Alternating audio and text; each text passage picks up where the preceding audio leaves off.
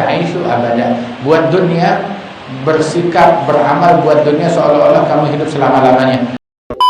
Beri kabar gembira kepada hamba-hambaku yang mana mereka mendengarkan nasihat.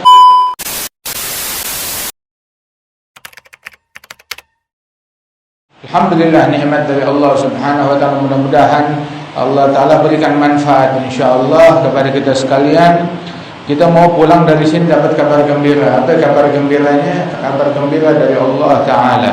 Allah perintahkan kepada Nabi Muhammad, wa basyir, beri kabar gembira. Kepada siapa yang dapat kabar gembira? Basyir ibadi, beri kabar gembira kepada hamba-hambaku.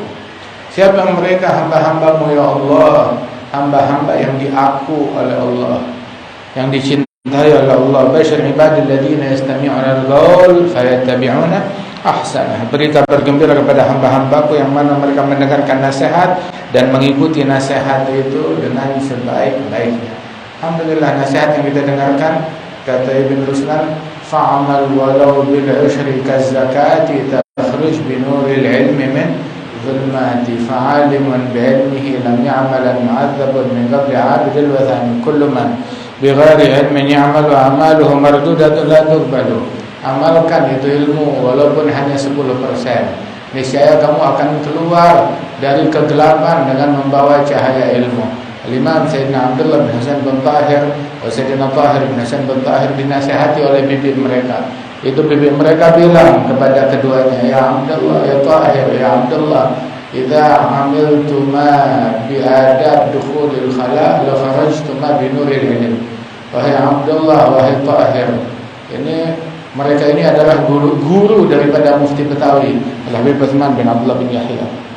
Itu bibi mereka sekaligus pendidik mereka berkata kepada mereka waktu masih kecil, wahai Tahir, wahai Abdullah, kalau kalian mengamalkan adab masuk ke WC, masuk ke kamar mandi, masuk ke toilet, kalian mengamalkan adabnya, maka niscaya kalian keluar dari WC dengan cahaya ilmu. WC, keluar dari WC dengan cahaya ilmu. Gimana kalau keluar dari masjid? Gimana kalau keluar dari majelis? Gimana kalau keluar dari kumpulan bersama kaum sholihin, kumpulan bersama para ulama? Ini kumpulan yang kayak begini. Tadi kita dengar Habib Jailani, itu adalah perkumpulan yang orang-orang iri, pengen dapat kumpulan kayak begini, cuma nggak dapat di negeri mereka. Cuma kita dapat, alhamdulillah. Ini syahadah, kesaksian dari beliau yang katanya kumpulan ini mengingatkan dengan perkumpulan yang ada di Darul Mustafa, mengingatkan kepada perkumpulan yang ada di Taribi. Jangan heran, Salim bin Abdul bin Marusyatri waktu hadir di sini pas Jumat siang, beliau bilang, ma adri hal ana fi Indonesia atau fi Inat. Saya nggak tahu saya lagi di Indonesia atau lagi di Inat. Alhamdulillah. Nah karenanya itu syukurin nikmat dari Allah Taala yang kita punya. Kita hadir, bukan cuma sekedar hadir, kita amalkan apa yang disampaikan, apa yang kita dengar, kita amalkan daripada nasihat tersebut, daripada bimbingan tersebut. Hadir majelis akan tetapi mutusin silaturahmi. Hadir majelis tapi durhaka sama orang tua, kan nggak benar itu. Hadir majelis tapi subuhnya telat. Hadir majelis tapi nggak bangun malam, nggak tahajud. Hadir majelis tapi nggak sholat jamaah.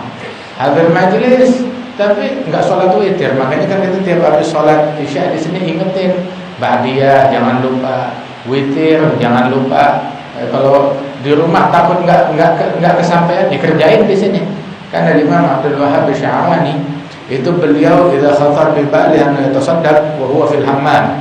Itu kalau dia lagi di kamar mandi terus terlintas di benaknya dia ingin sedekah, langsung teriak jerit-jerit kepada anaknya, fulan, dipanggil anaknya. Anaknya kira kenapa? Ayahku sakit atau apa, atau jatuh. Lalu ayahnya bilang, keluarkan sedekah, ambil dari lemari saya, keluarin sedekah, kasih kepada fulan sekarang juga. Sekarang, jangan ditunda. Abahnya di kamar mandi. Keluar dari kamar mandi, anaknya nanya, "Bah, kenapa enggak nunggu keluar dari WC dulu baru ngomong?"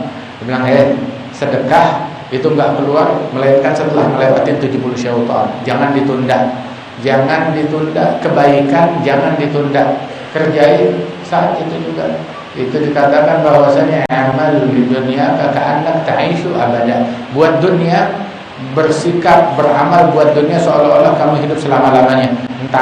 Tunda besok, tunda dah. Anggap hidup selama-lamanya.